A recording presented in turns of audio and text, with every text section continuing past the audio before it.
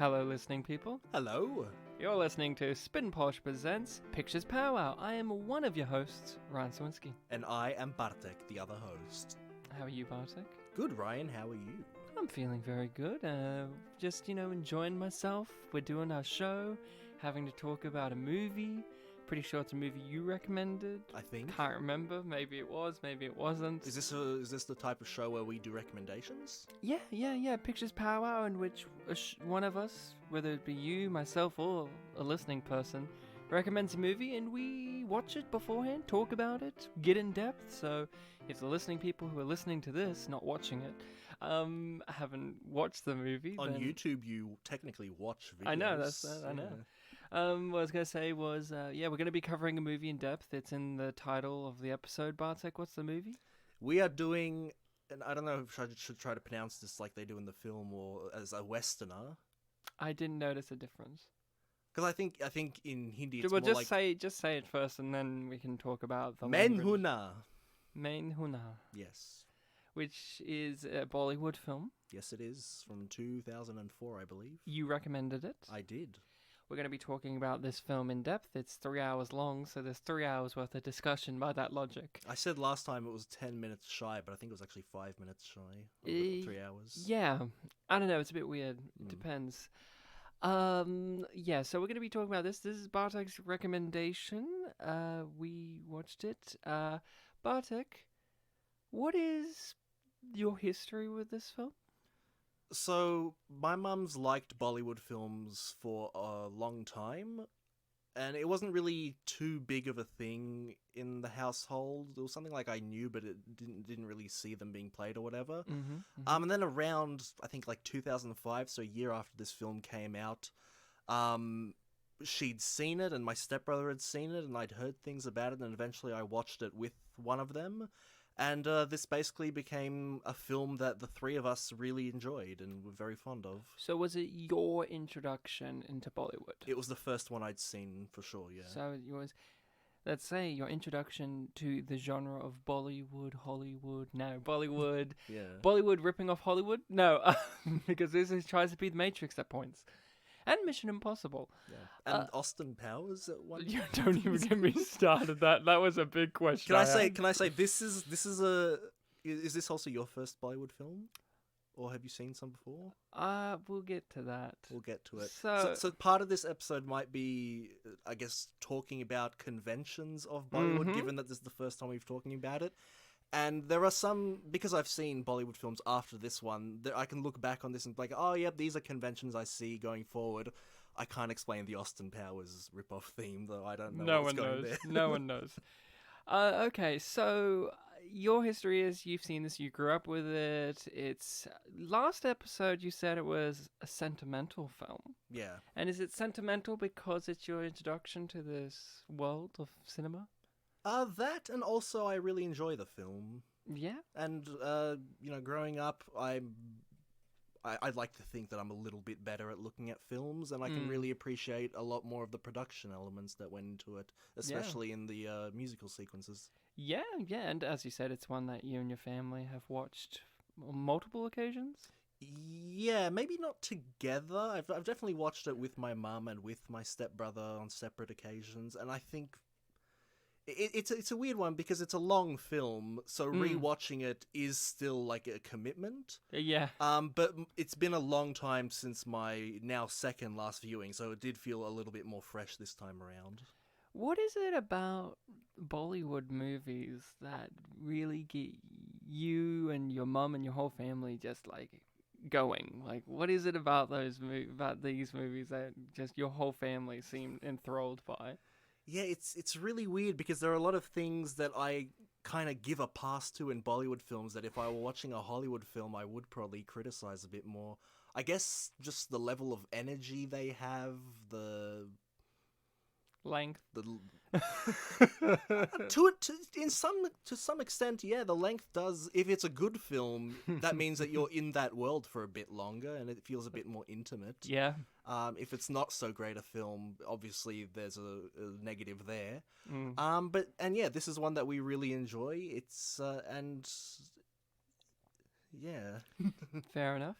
So, my history with this film is I had never seen it before, never heard of it before. Now, with Bollywood movies, I would say this is probably my first that I've sat down and watched from start to finish all the way through. Mm-hmm. I've seen Bollywood films in chunks over the years of my life. We grew up here in Australia where we have the channel SBS on Yep. TV and they play Bollywood stuff every now and then.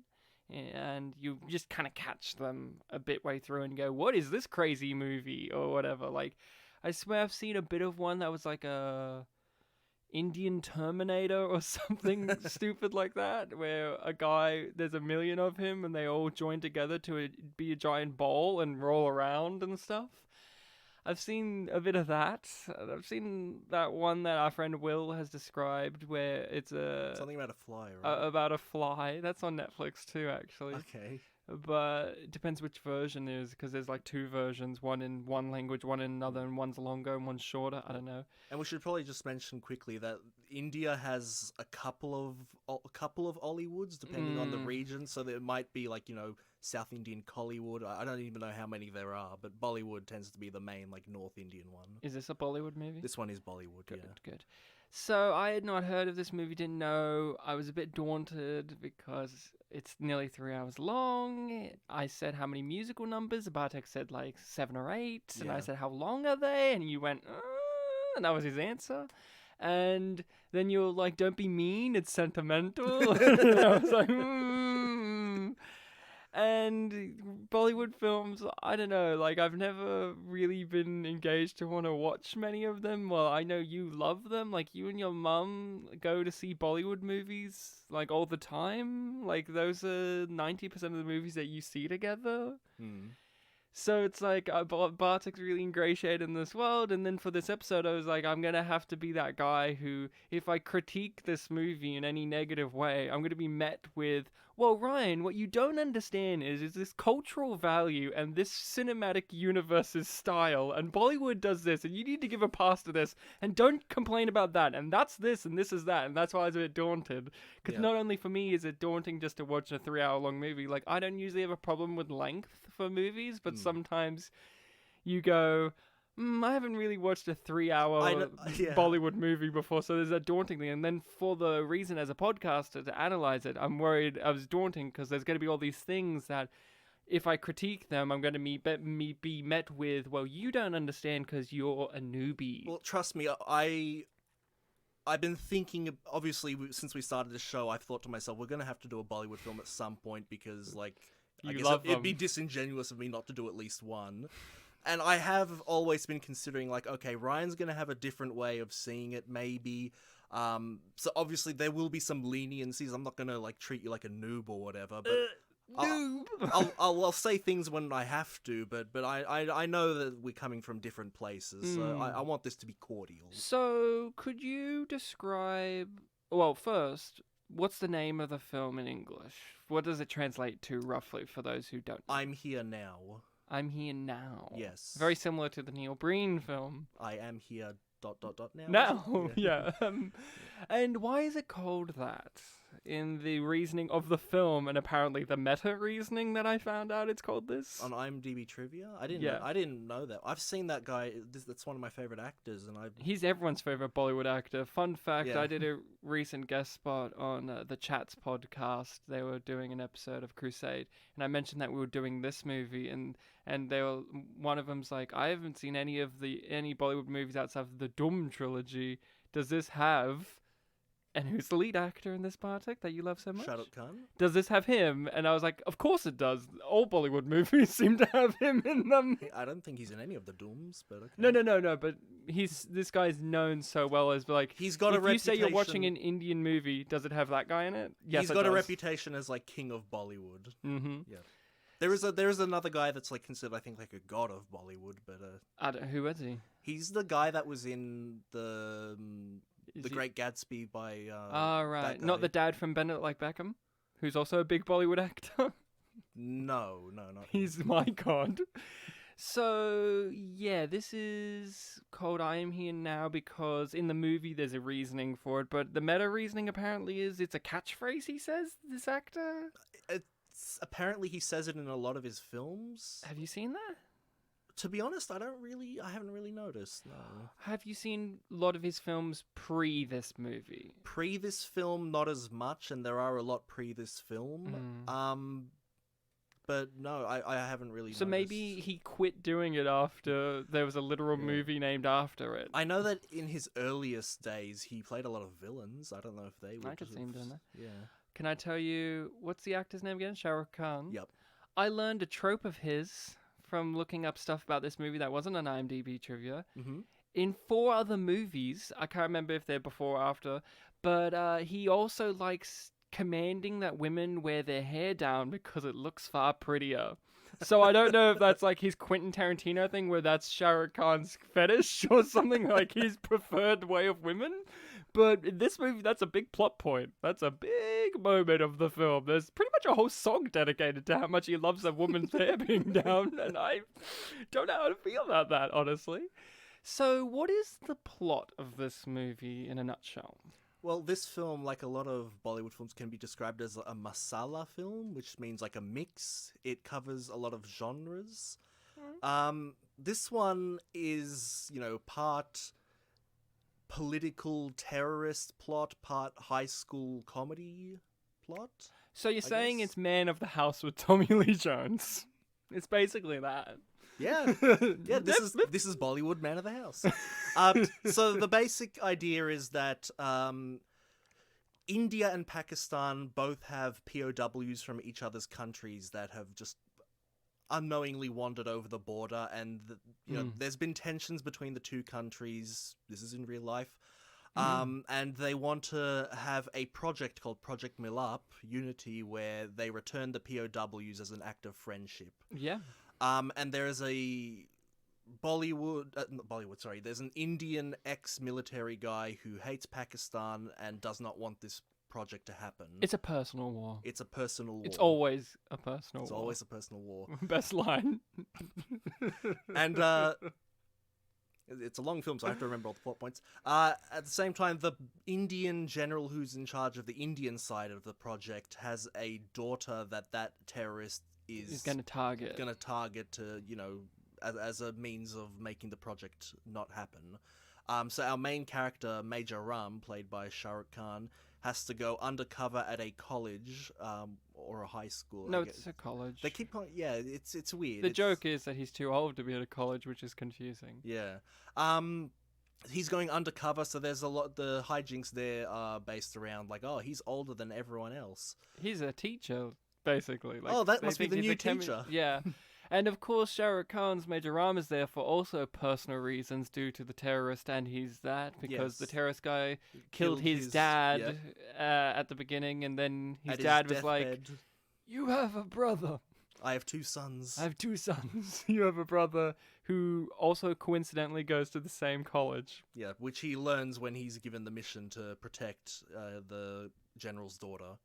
And those 2 things kind of converge. Like, he has to protect the general's daughter whilst also getting to know his brother so that he can eventually be like, hey, we need to scatter our dad's ashes, because there's a whole tragic backstory there about the dad having performed infidelity, and Shah Rukh Khan's a bastard child and broke up the family, and it's a lot of drama going there. Family drama, that's another thing for the genre. Yeah, but it's also really fun. Yeah. And yeah, then eventually it's a lot of like just them getting to school hijinks, character interactions. The plot kind of goes away, and then every now and then the terrorist guy will send someone to do something, and then he will go away for like 50 minutes. And then eventually they have to be like, and now this is the point where the terrorist guy comes in and takes over the last 40 minutes of the movie. And it becomes the Mission Impossible movie now. Like, that's kind of the feel. Yeah. When you said it was like, what was the name of this specific type of genre mashup? What was it? Masala. I kind of agree. Like, it didn't feel like, I was expecting when you say that, like, more genre weird stuff. It kind of feels like there's 2 or 3. Like, high school and, like, political thriller spy. Yeah. That's kind of it. Like, the family drama stuff is there, but you wouldn't say this is a family drama movie genre. Like, that kind of just is there because, like, it's a byproduct of it, but like I was expecting more whiplash and genre turns, like when you say that. But no, this movie I thought it was pretty straightforward when it came to tone and genre. I was expecting a lot more Bollywood isms that one expects walking in. I was expecting way more cartoony moments. This felt pretty straightforward to me. I don't know about you. This is pretty standard Bollywood, I reckon. Standard? Yeah. I was expecting like weird, crazy stuff. Apparently, Frequently. Apparently, South Indian films are a bit more wacky. Yeah, so yeah, the plot plays out pretty straightforward. This is basically what I would say is a star-driven movie. This is a movie so that we can laugh at Shah Rukh Khan being a school student. Is that the general gist you would agree on? Oh yeah, well that's a big part of the comedy. So Bartek, having to rewatch it, how did you feel about it this time? That was really good. It was like seeing an old friend. Seeing an old friend. And how does it stand up to the test of time and to how Bollywood movies are now? Yeah, I've been a bit slow on catching up on Bollywood films lately. I know that there was a period of time where my mum and I would see every Shah Rukh Khan film that was coming out in cinemas. And what was the last one you saw? Did you see the one where he was a dwarf? Called Zero? No, we missed that one. I think around that time we missed it. I think the last one we saw was called Fan. Which, when I said to my fiance, to my wife, that we're watching a Bollywood movie, she was like, "Are we watching that one called Fan that he always talks about?" And I'm like, "No, we're watching a completely different one that I don't know anything about." Like, I knew about Fan because it sounds weird. Like, it sounds very meta and weird, where it's like Shah Rukh Khan's a Bollywood star who's being stalked by a guy who looks like him. Yeah. Who is actually, the same actor. Dual role. And that sounds interesting. Yeah. The original Bollywood film I was going to pick for this episode was another one where he plays a dual role. Doom. No. So it felt like an old friend, but how does it feel like? Does it feel like very 2000s-y Bollywood style, or do you think it kind of still has this kind of aura? How does Bollywood films age? Like, you know how Hollywood films age? Like, we can really tell a 2000s type movie. Does Bollywood have that kind of feel to them? Like, this has a very that era to it? It's hard to tell because they all kind of still, feel the same a bit. Okay. I think just the difference here is I have more nostalgia for this one. So, let me tell you, Bartek, having walked into this and walked out of it, I have a lot of thoughts. Mm-hmm. I'm going to tell you this. I didn't enjoy the film for the first half. Okay. I found the first half very annoying and slow. Yep. I enjoyed some of the comedy moments. I'm not saying that there wasn't anything, but I found it very interesting, and these are things that I'm sure you could explain to me. But I found the first half very technically incompetent and weird. Lots of weird audio problems going on, like lots of overt dubbing of characters. And I didn't understand why they were being dubbed, even if they were speaking in their natural language. And I thought maybe this is like a spaghetti western thing where, they dub them in later. But then the second half, it felt like it wasn't dubbed in later for a lot of it in comparison to the first half. Yeah, that is something I noticed a bit this time around. And there was weird moments where it's like they're standing outside and they're dubbed and there's literally no background noise. It is just dialogue noise. Like they're standing in a field playing golf or something.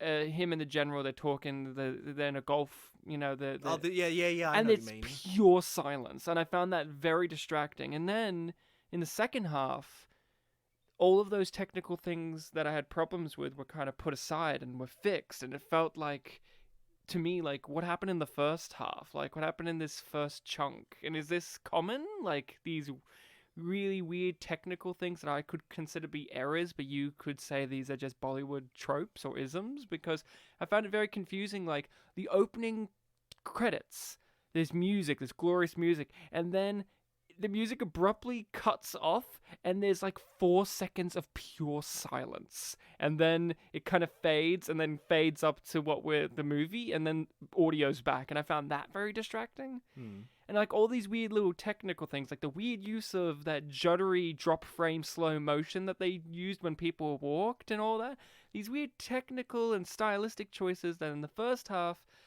were very prevalent and very annoying, and then in the second half they didn't use them or they fixed them. I found that being a major problem with me with the first half. I don't know about you and if you felt that with this viewing of it. I did notice it a bit more this time around, yeah.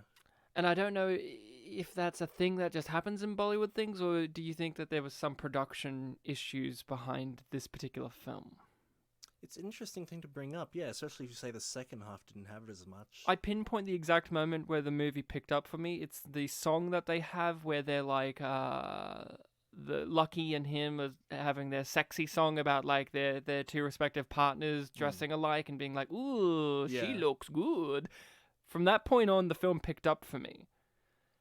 Before then, I was like hit and miss, lots of misses just through technical things, or just like I didn't really understand what the characters were all about at points. Yeah, I remember I think there were 2 cuts in the film that were really jarring. Like there was sound going on at the end of one shot, then cut to something else, complete silence. Yeah, and I don't know. I remember one of them. The second cut was to Lucky and Ram's room. Yeah, and weird stuff like that really kept me bogged down in that first half. And I've got to be honest, this is my first time seeing Shah Rukh Khan, and he was my least favorite aspect of this movie. I'm sorry, Bartek's mum, but I did not enjoy him, unfortunately. And I get the reasoning why I didn't enjoy him is also the reasoning for the movie.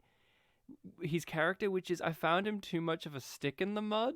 I found him too straight-laced to enjoy for me. I wish he had a little bit more of a zany quality, just a tad, to kind of match a little bit the same tonal area that every other character existed in, including the terrorist guy. Like, the terrorist guy is playing it pretty straight, but he had a slight zany quality to his performance that matched the universe that this film took place in. But Shah Rukh Khan, for me, felt a little too much like, I'm the top actor in Bollywood, and I'm in this film. I also found it very interesting looking at IMDb that a lot of the trivia was about Shah Rukh Khan had an issue with this costume, or Shah Rukh Khan had an issue with this song, or this dance, or this name of the movie, or his character. And no joke to you, Bartek, before looking it up afterwards, there was a point where I was like looking at him and I'm going, he looks genuinely kind of annoyed. And why does he look annoyed? And then I look up the behind the scenes and it seems like he had a lot of issues as an actor and being a prominent star of Bollywood with the production of this movie. And for me, being a first timer who has no sentimental attachment towards this, and yes, there's a language barrier, I could just tell by looking at him at certain scenes or points or shots, he looks just kind of like over it. Okay. And his character isn't. So it just came across like Shah Rukh Khan's over it. Like, I found myself asking, I have to ask this to Bartek, is Shah Rukh Khan one of those Bollywood actors who is known for being not just a good actor, but singer and dancer? Dancing, yes. I don't know about singing, because in Bollywood, they're almost always, lip syncing. Okay. Yep. Because I found his dancing to be very lackluster in comparison to everyone else. What did you think of that? I just, like, maybe you've seen him dance better in other movies or something, but in this one, I found him very much, like, phoning it in for a lot of the dance numbers in comparison to everyone else.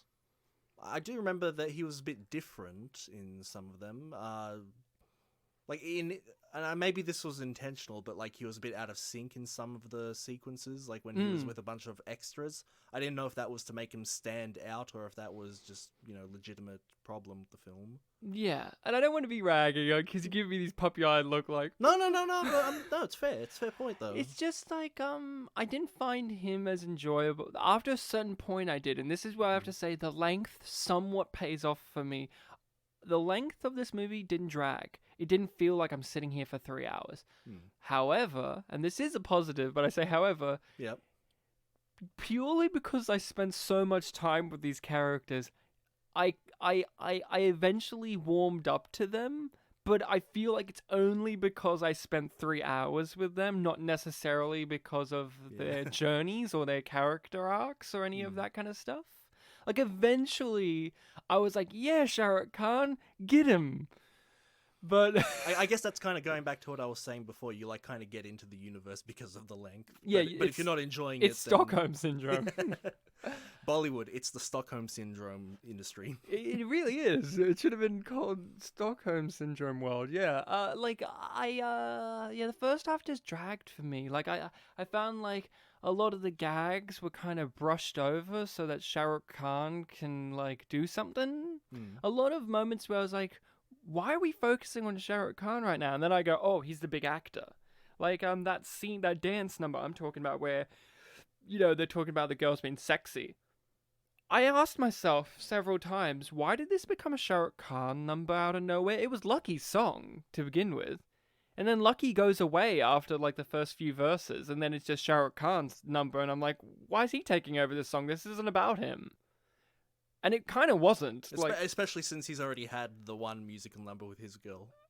And that's what I mean. Like, it felt like Shah Rukh Khan, the guy, he had a lot of problems, it seems, with this movie. And it kind of felt like his star power took over the movie at certain points. And that kind of I think the trivia, drained it for me. I think the trivia was saying he wasn't into some of his choreography in that sequence. I wonder if that's what it really meant. Yeah, I don't know. And he had other problems too. And I just found it like, for me, he was too much of a stick in the mud, and not the character, the man himself, the actor. Whether this is all true or not, who knows? But from me just viewing it, I could just feel this kind of weird energy coming from him that wasn't coming from anyone else. Okay, yeah, that's interesting.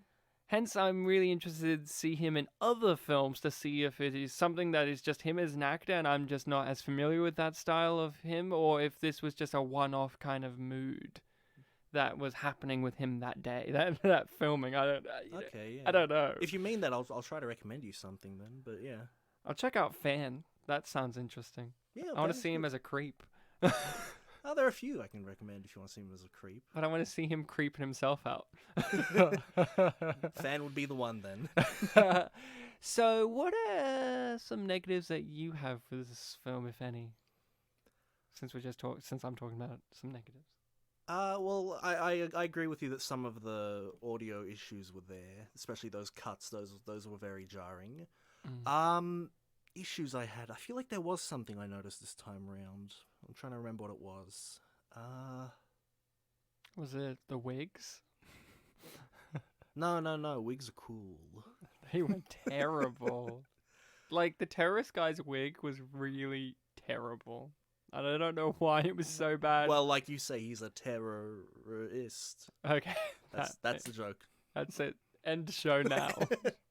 That's what Spin Pulse was leading up to. Now here's a dance number credit sequence. Exactly.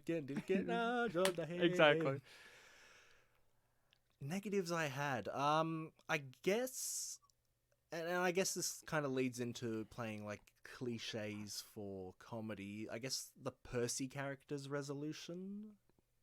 Does he have one?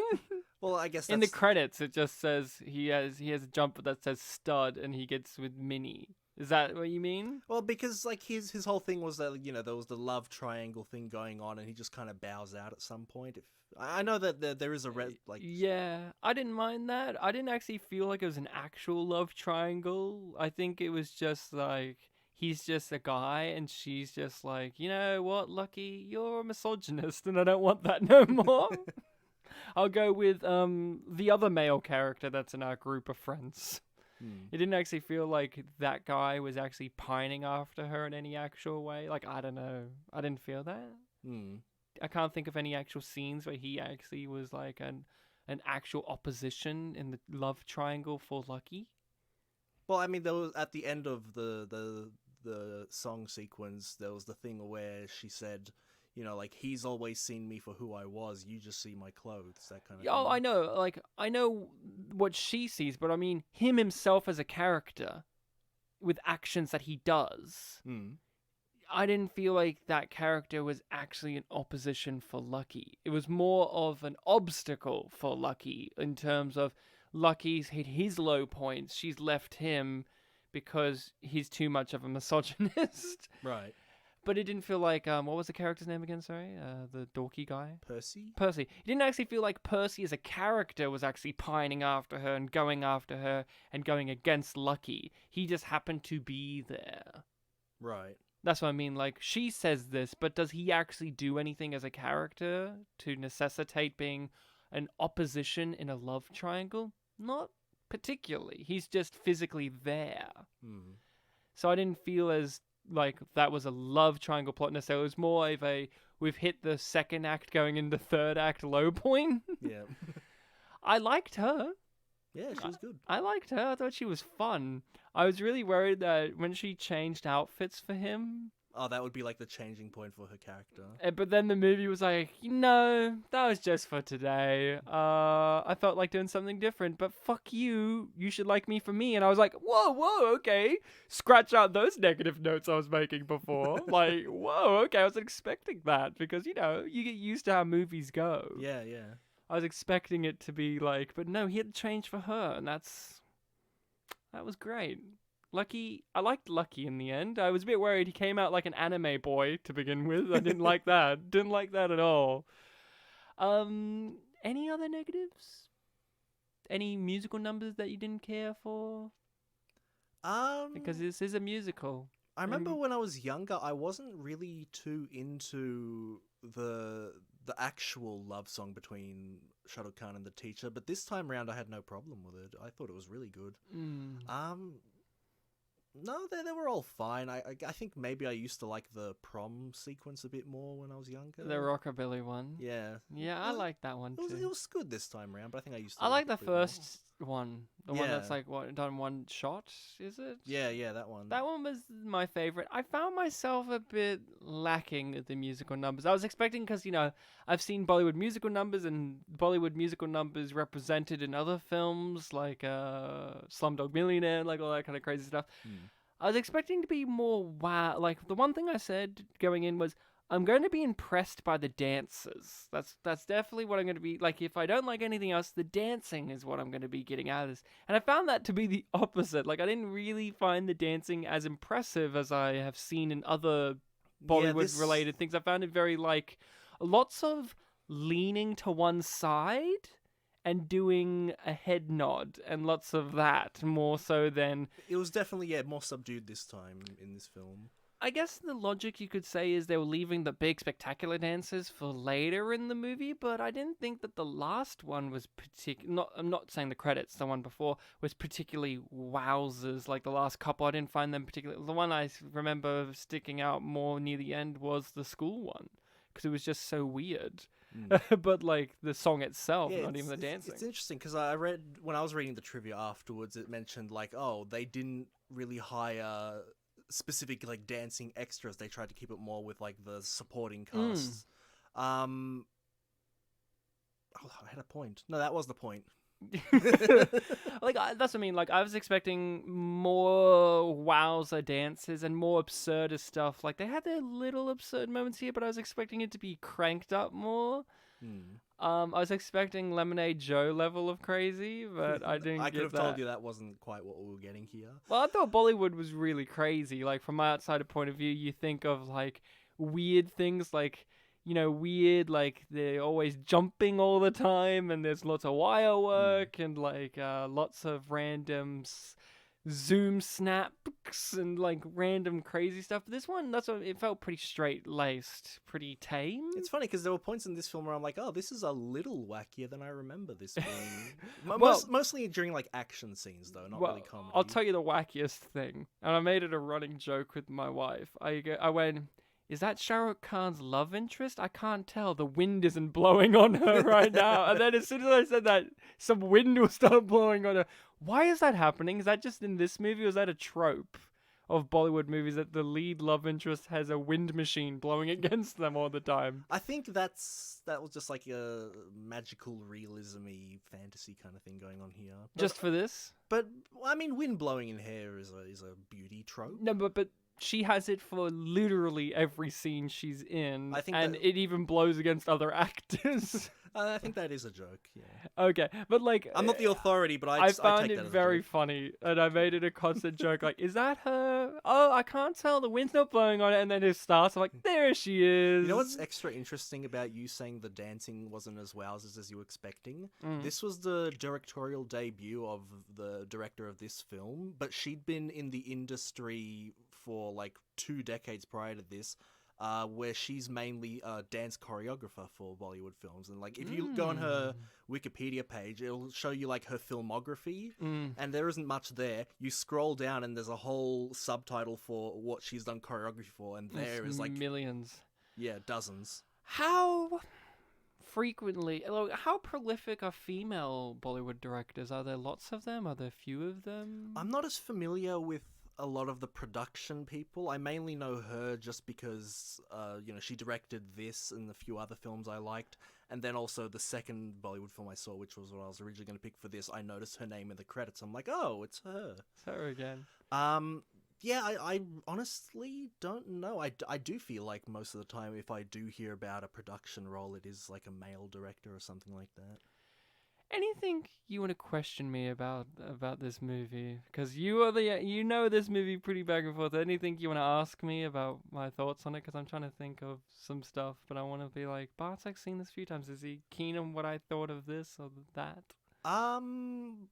What did you think of the villain? Like, you said that his energy matched the universe of the film. Yeah, I wish he was in it more. I think that's my big takeaway was I wish that they played up the fact he was the teacher. It felt like that was very thrown away very quickly. I guess, for a yeah. movie that's nearly 3 hours long, I would have liked to have spent an hour of that, of him being the teacher playing cat and mouse. But we only Yeah, had I really one guess- scene where he was in the school doing it, and then at the dance, and then after. It was like 3 or 4 scenes, really. Yeah. And it was kind of a bummer. Yeah, I guess they wanted to milk the previous teacher's gags out before The replacing spitting him. one. Yeah. Which I didn't find as interesting, but he did remind me of the Indian version of our teacher, Liam. You know, the second last time I saw this film was before I met Liam. Now I really see it. Yeah, right? Yeah, yeah, and his first scene as a teacher also, I guess, sticks out a bit considering where they went with him, because he was almost considered like an antagonistic figure in that scene, but then they were kind of cool with him. Yeah, so I think that only exists so that we, the audience, can really get clued in on, he's bad, because we really hadn't had that many scenes. I felt like he was wasted. Like, I don't know that actor, but I really enjoyed that energy he brought. I hated his hair. I hated his goatee. I got really confused because at the beginning he wore a balaclava, and apparently he fit all of that hair in that balaclava, but you could clearly tell that there was no long hair in that balaclava. That annoyed me. Because they also pulled the mask, the balaclava off, and you saw a bit of his face, the scar, and he had grey hair. And I was like, oh, it's an older guy. Ooh. But then in the movie, he has, like, long brown hair with just, like, a little bit of grey streak. But I was like, wait, that's not what matched. My continuity brain went off. But, like, I wished he was in it more. I wish we got more of him and his right-hand man, Khan. I wish we saw a little bit more of their relationship, maybe beforehand. Yeah, Khan was in less of the film than I remembered this time around. And he really didn't amount to much overall. I guess he really just amounted to the ideological debate. Yeah. It's a personal war. It's always a personal war. Like, okay. And I, like, yeah, I don't know. And I guess there's that trope of villains where he was like, I could kill you now, but I'll give you 5 minutes to fight. Why? For the action's climax. But then also, why did he not want Khan to shoot him earlier? I don't know. Wait, He was like, Khan, don't shoot him. Don't shoot him when Khan... Oh, right. Sorry, I was like, Shah Rukh Khan? What? No, No, the character Khan. Character Khan, don't shoot him. Why did he not want him to shoot him? I don't understand why he wants Shah Rukh Khan to live. It's not like he has a big personal vendetta against Shah Rukh Khan or anything. It's not like they have that history that him and his dad had. It's not like they have a backstory with one another proper. other than he killed Shah Rukh Khan's dad. But that should be Shah Rukh Khan should be more fueled against him. But this guy is like has a hard on for him, and I don't fully get it. Like, why do you want to do the James Bond villain of I'll keep you alive a little longer? Yeah, that's a good point. When I was watching the film, I didn't question it, but now that you mention it, they didn't really establish that sort of dynamic. I think if they played up the dynamic of him being a teacher more, then that could have been built up. Like, I really would have liked to have seen maybe they both actually started to genuinely like each other as a student-teacher relationship, and then when the betrayal happens, there could have been a little bit more meat there. And I guess they were trying to go for that. I guess they were trying to go for that effect when, like, the reveal in the video, and there was like grayscale flashbacks to like moments. But yeah, it's like, but they were like you 4 moments. It's like one moment from each of his teacher disguise appearance, and it was kind of like wasted. But that actor, he was great. Yeah, I liked his energy. That's what I mean. I wish Shah Rukh Khan has a similar energy where that guy's playing it very straight, but he has this kind of weird, zany energy about him. I like that all the bad guys lived in like a. You saw them take over a house. Yeah. But then they lived in a sewer where there was constant water everywhere because they're evil. I don't know why they lived there. Yeah, that was funny. Why did they live there? I don't know, man. I'll tell you this.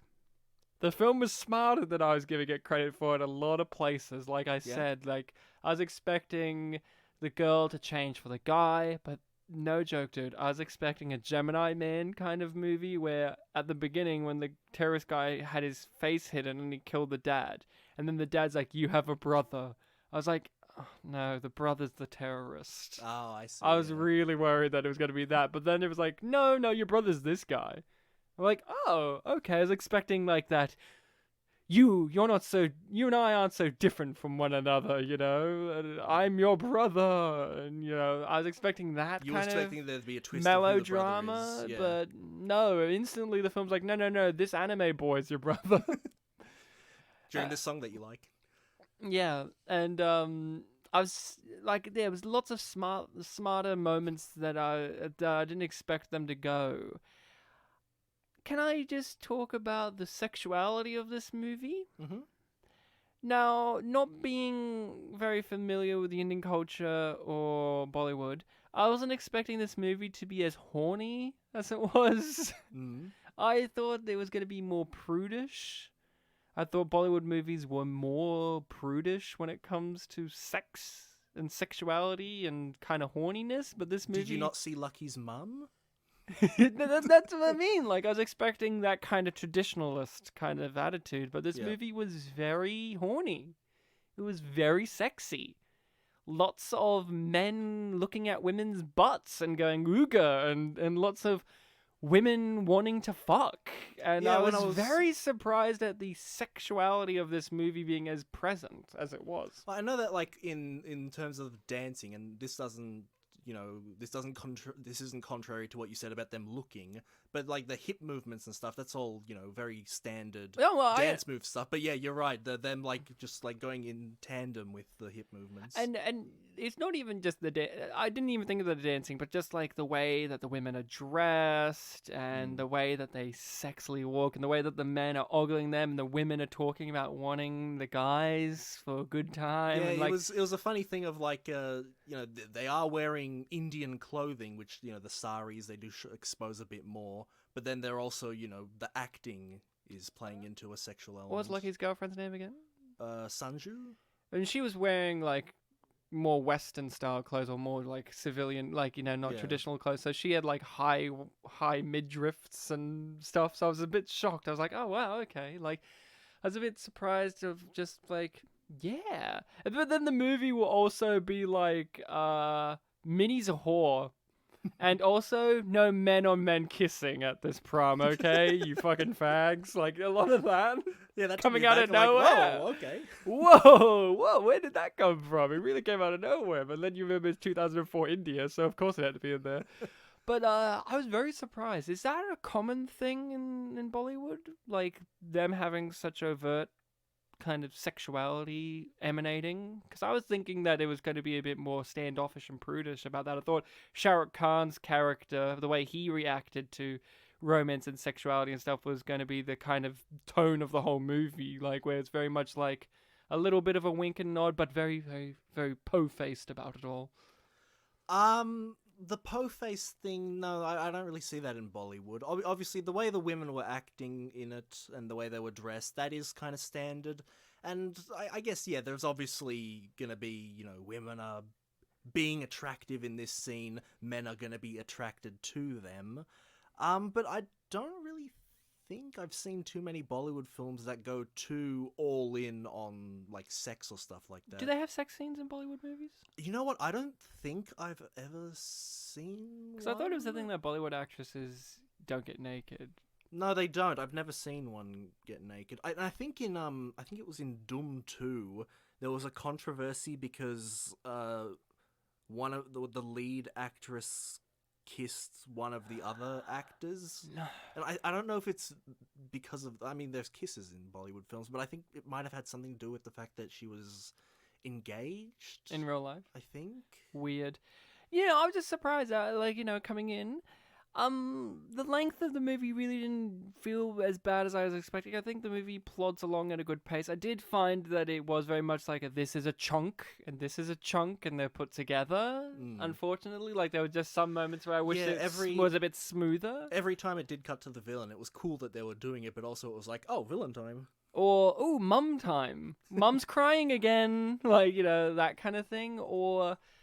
but I liked the humor. I wished it was a bit more overtly funny. I don't know. I was expecting it to be funnier. Yeah, Bollywood film comedy is hit and miss, and that's not even getting into the fact that there's language-based comedy in some. I remember one of our least favorite films that Mum and I saw in the cinema was one where a lot of the comedy was based around not only language-based stuff, but also actors that weren't Shah Rukh Khan getting a lot of screen time, whereas he's playing it completely different to everyone else, and that was more interesting. Yeah. So it was good that this film, kept it more, I guess, playing into the bilingual aspect, some physical stuff.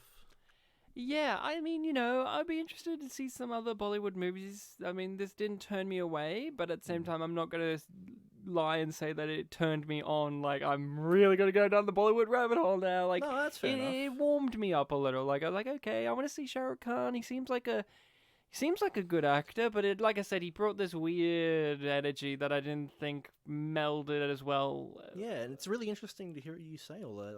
I like it. Your mum's gonna cry though. She's like, he's no good boy. No. I mean, a lot of his charm is coming from his charisma. Yeah, and I felt like maybe they could have...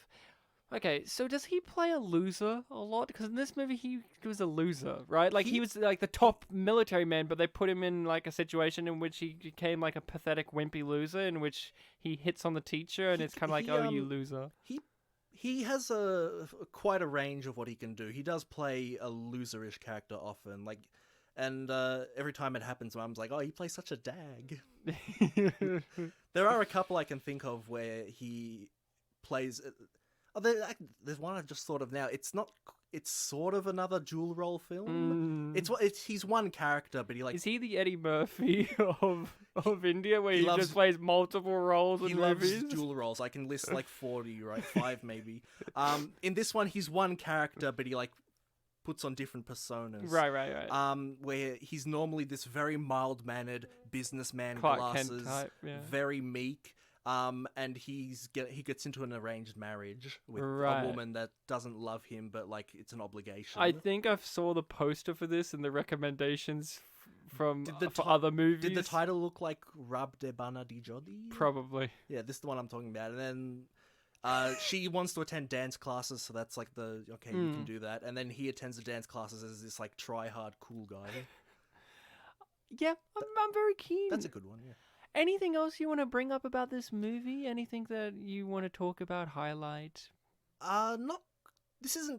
Maybe this isn't too major, but how do you think the film did with its dramatic irony? The two that I can think of is Shah Rukh Khan not knowing that Lucky is his brother, despite the fact that we know, and also the teacher being the terrorist, which we know. Like I said, the teacher thing could have been milked more, but in the moment it worked well. Like, I like the fact that he successfully took the girl later, but like I liked all of that, but then the twists and turns, I would just wish there was more. The lucky thing, it was fine. Maybe went on a little too long.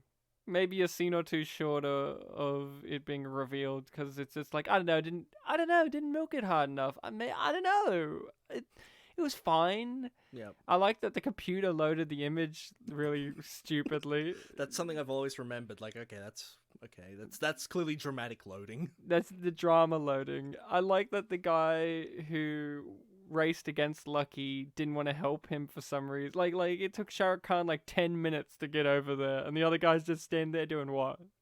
Nothing. Yeah, I could never, because after Lucky trips, you don't really see him much in that scene except for when Shah Rukh Khan grabs the rope, which he throws the rope. Yeah, so it's like, oh, he's helping maybe. Yeah. And then later in the film, he's just another one of the background characters that's kind of cool with everything. Yeah. I'm trying to think if there's much else. Well, we got to talk about the principal. Yes, of course.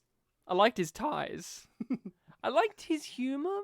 I wish that they gave him some other nuances of humor other than like he's like a guy who doesn't remember names and is always blowing the guy's cover.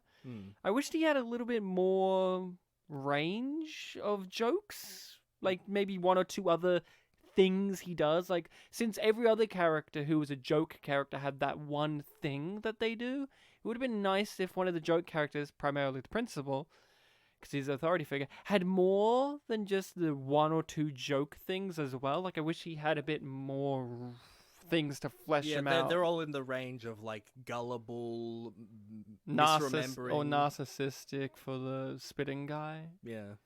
I wish that there was a little bit like, I like the principle that he wore these ties all the time, and then his credited thing was his name on the tie, and that was cute. I like the end credits. My favorite thing about the movie were the end credits. They're really cute. Yeah, this director, she likes doing credits where like you see all of the production people and they're carrying their names. It was nice. Yeah. I like the executive producer who they were throwing money at, and he just looked kind of annoyed. I like that. You don't see that. That's cute. The principal was great. We like principal characters, don't we? Yeah, he was good. He's the kind of character in Unappreciated Masterpieces. Like, that was our favorite character. He was my favorite comedy character. I didn't really care for the spitting teacher guy. I thought he was okay, but I think he worn out his welcome after more than 3 scenes. I'm kind of fond of his line, shut up, you morons. But otherwise, spitting. I also think that they wasted the Hindi teacher. I didn't care for her. I don't know, like, they had this whole gag where everyone's running away from her and she's knitting all the time, and then they stopped that to just focus on the language gags. But then also, like, I didn't understand why they were all running away from her, because then when she did interact with them, it wasn't really bad as the spitting teacher guy. It should have been the spitting teacher guy they all run away from, because he's literally spitting at them, and he's the most antagonistic teacher. Yeah, there was a throwaway line in the very first scene which doesn't even make sense, where they're like, oh, she'll bore us to death. Well, I mean, yeah, but then she's not even that boring. Yeah, that's what I mean. She's too energetic. They needed to have her be Ben Stein from Ferris Bueller. Yeah. You know, Bueller. It's like you have to listen to her finish, but like, yeah, she gets all her lines out there in a second. You know who would play that in this movie? Khan. If Khan was a teacher, like if that actor played a teacher, he could have been the boring guy. He looks like like he could have been a chemistry teacher. He was playing up a religious element that, like, I think that actor, he looks like he could have walked in as the teacher character who bores you to death with whatever. Not saying that the actor did a bad job in this movie. I found him very engaging. Wish he was in it more. But like, just visually looking at him, he looks like the guy. Well, she's like all bubbly and and all that. How does she bore you to death? She, in fact, would be too interesting to be bored to death by. Trying to think of other positive things I want to mention. I like that the bad guy exploded. It took 40 seconds for his grenade to go off, though. Yeah, that was very annoying. Movie grenade explosion timing. And Shah Rukh Khan, I don't know, just in this movie, did not deliver one-liners very well for me. Like, I know there's a language barrier, but just the way that it's because everything takes so long. So when he does his one-liner at the end about, like, haven't you seen movies? Bad guys always lose at the end, and then he holds the pins or whatever, and he drops them, and he says something else, and then he jumps onto the helicopter. So long. Like, long pauses and stretches that I just go, if you want this to be a snappy punch, you need to... Also, any movie that references The Matrix is getting a negative point in my book. Like, that's the worst scene in Kung Pao, is the cow scene. Cow, yeah. That's like the weakest comedy scene in the whole film. I give it a negative point for that. Like, you're minus the point. Anything else you want to bring up about your sentimental classic? Would you say that this is your favorite Bollywood film? No, I wouldn't call it my favorite one, but yeah, definitely most nostalgic just because it's the first one I saw. And also, yeah, the music I really enjoy. Do you have a favorite to pick? I was always fond of one that Shah Rukh Khan did in, I think, 2009, 2010, called My Name is Khan. Is it a bio? No, it isn't. It's based on... No, it isn't. It's not based on anything. It's not quite a Bollywood film because it... Well, it is, but it doesn't have the same type of musical numbers. I think it has, like, maybe, like, 2 sequences you can consider montages. Okay. And it's also set mostly in America, so that's an interesting aspect of it. Okay, interesting. Yeah, he plays a person with Asperger's. Is he good at it, or is it kind of like... generalization? Because I've seen him play... I saw footage of him playing a dwarf, and it was amazing. There's a big scope to it, so you can't really do it one way, but he does it okay. Good. Is he one of those Bollywood actors that has done anything outside of the Indian film industry? Because I know there are several Bollywood actors, like we mentioned the guy from The Great Gatsby. Yeah. Is he one of those guys that is just strictly, I stay in India, stay in my lane, or has he done stuff that's like outside of that? Has he tried to branch out? I think he sticks to Bollywood. I mean, obviously some films aren't filmed in India, like I just said. But he sticks to the Indian film industry. I think he sticks to the Indian film industry, yeah. Because I was walking in thinking, oh, Shah Rukh Khan, I thought he was like going to be like the Tom Cruise of India, like the big, charismatic, suave. But then I see him in this and only this, and he's kind of like a wimpy... Like, he's a cool badass, but like he was more flawed and pathetic than I was expecting. I was expecting him to be that kind of smooth, look at my hair, look at me. Because he's a handsome guy, right? Yeah. You'd say that. I guess he was trying to emphasize that aspect when he was military boy. When he was being punished and kneeling, and he was saying like, if the military saw this, I'd be court-martialed or something like that. Yeah. It's like dissonance of his life. Yeah. What was I gonna say? Yeah, I mean, he's in India. Celebrity worship is on another level. If you go to his Facebook page, he can make any post about anything, just like a random thought, a thing that he did. Every single comment will be people proclaiming their love for him. Very similar to Vin Diesel. Very similar to Vin Diesel. But in India, it almost feels like it's not a religious thing, but it almost feels like one. Yeah. Has he played God yet? Shah Rukh Khan, has he played God? Very good question. Not in anything I've seen, no. So... Just a quick question. Played a robot. Quick question about religion in these movies. Mm-hmm. Forgot her name again. Lucky's girlfriend. Sanju. She was wearing a cross and proclaimed her love for God. Was she? She was praying in one scene. Yes. Was she Christian? Yeah, that was a weird thing because I don't know how prevalent Christianity is in India. I think it's decent, but I wouldn't say it's as big as Hinduism or Muslim. Or Sikh. Which there were none of in this movie. You know, I actually don't see Sikh as much in Bollywood films for some reason. I did not remember that the school was called St. Paul's when I got into this film, and it had a chapel, and yeah, that was, I guess, one thing I didn't notice. And this is set in India. This isn't one of those movies where it's like... It's set in where it was filmed, I think. It's yeah. not one of those ones where it's like, we're in America, but it's actually all India. No, apparently Darjeeling's a real place. It's like, apparently, of course it is a real place. I heard the fuck am tea. I've seen the Wes Anderson movie. Darjeeling Express, was it? Yeah. Yeah, I've seen that. I've seen the hotel. Is that no, that's Marigold Marigold. Express Hotel. But Express. I'm kidding. Exotic. Exotic, that's it. Yes. All right, I think that's all we have to really say about this. Is there anything else you want to tackle? Because this is a big movie and a sentimental movie. It's 3 hours long. I don't want to skip over anything that you want to talk about with this. We covered most of it. We talked about Bollywood. We talked about elements I loved. I guess I just emphasize I really like the songs and the musical numbers. Oh, I got one question left for you. Mm-hmm. How do you like your Lucky? Long hair or short haired? When I was younger, I definitely liked him long-haired. I'm not saying that it influenced the fact that I wear my hair a bit longer. And I'm not saying that there's never been photos of me wearing bandanas like he did. I'm not saying that was a big reason I look like I look, but I liked him. I'm not saying I am lucky. I'm very unlucky. No, I liked him short-haired this time. I'm a long-haired lucky. I found it very funny when he got his very modern-day 2000s haircut, and then someone said, "Ooh, you got a military haircut," and I'm like, "No, he doesn't. Fuck off. No, he does not have a military haircut. Fuck you. I could see the hands. Shah Rukh Khan doesn't even have a military haircut. None of them do. Indian military? I don't know. No, he looked handsome this time round, but yeah, long-haired was something I was always I like into. me some long-haired lucky. All right, Bartek, that's our take on You Are Here Now. No, I Am Here Now. Man Hoon Na.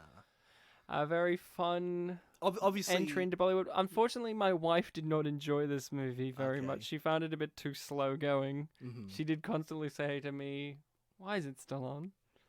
But because the runtime's not over. yeah, exactly. I didn't have that as strongly. There were some points, but overall, a fun, interesting look into a world of cinema that I'm not familiar with. I have been trying to expand my foreign film watching. I've been very much getting into South Korean movies, as Bartek knows, Czech movies, or Czechoslovakian movies, more specifically when they were Czechoslovakia, that era.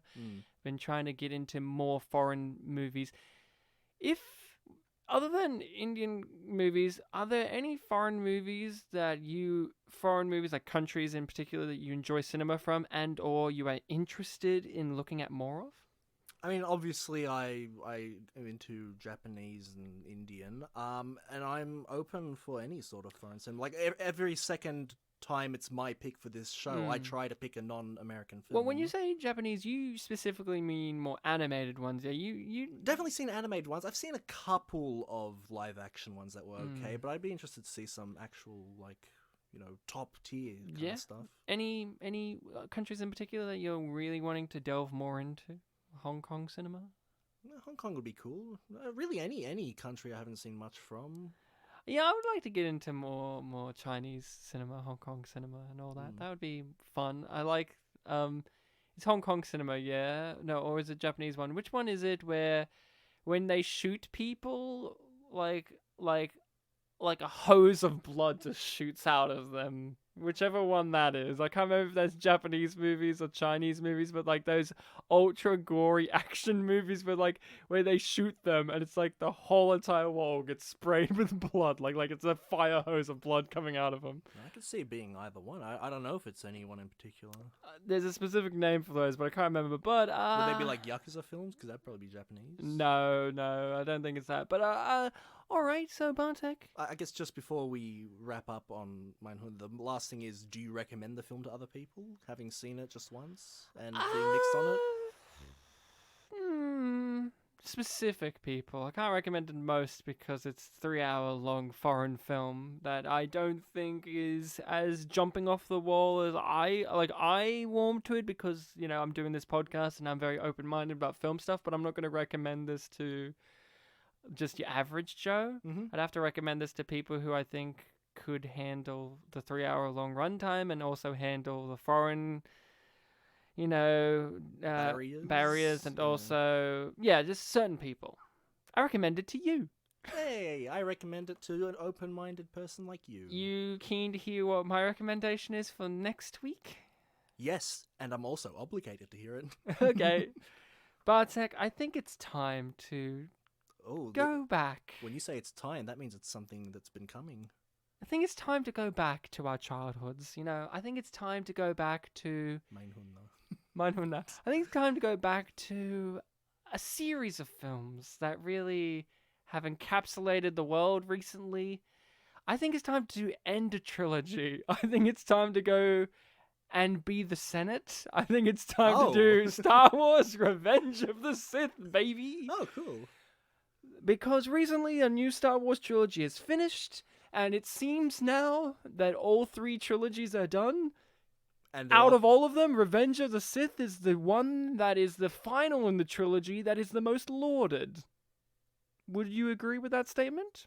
I think it's more lauded than Return of the Jedi. Most people say Return of the Jedi is fun, but it's really crappy as well. But then most people go Revenge of the Sith because it's out of the prequels. You get that curve of like it's one of the best. It's Oh yeah, it's like because it's next to shit. But also a lot of people genuinely love it, and maybe we are too going to rewatch it. So we're going to be covering Star Wars Revenge of the Sith next episode, the one that has generated the most memes out of Star Wars. But are we going to see more than the memes? Hopefully. There's a lot of nuance there, or is there? Would you recommend, this is just for me and you, not for the listening people. Oh, I hit the mic. Would you recommend that we also watch the first 2 in preparation, or just watch the third one on its own? You know what? I'm just going to watch The Revenge of the Sith because I am never going to watch those other 2 movies again. But I would say if you, particular Bartek, would take that journey, I would appreciate it because you often always ask me for answers to details in movies if it's something that I'm more familiar with, and it seems like I imagine that I've watched the prequels more recently than you have. Would that be a fair statement? When was the last time you watched them? I've watched them twice each, and I was a bit older when I did watch them, so I don't know if that makes me having watched them more. Well, Bartek, to appreciate this, you have to watch the Clone Wars series by the guy who did Samurai Jack, and also the animated Clone Wars series, the other one, and you also have to watch Star Wars Rebels, and the one that was never released. And the one that was never released. Up to you. I'm not going to. I'm just saying that I'm going to watch this on its own. From my memory, it pretty much stands really well as a standalone. Like, yes, it's the end of a trilogy, but like maybe if you watch the other 2 and you can give more of solid ground of how it is as a resolution to a trilogy, and I kind of talk about it as a solid, I'll do it for you. Doom. So we're going to be talking about Revenge of the Sith. Hopefully we see more than just the memes. Is this the work of a genius or a madman? Is it because the prequels are so terrible it's great, or are the prequels secretly great the whole time? I will say that I'm the only one out of the 2 of us that have seen the full new trilogy, and I'm going to put... I'm just going to say this, I'm going to put a cap on it now. I'm not going to reference those new movies. I'm just going to leave it for this because I don't want to give spoilers away, but also I just want to talk about this. Mm-hmm.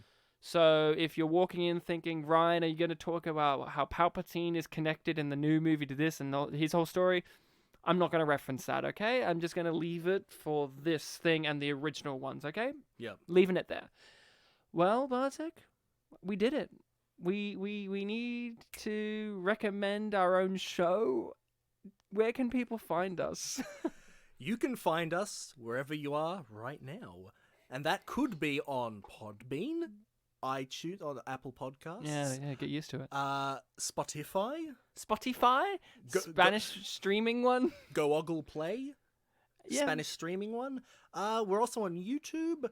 Those are places you can find our content specifically. You can find us on social media at Twitter, Spit Polish Pre, and you can email us at spitandpolished@gmail.com. That's past tense of polish.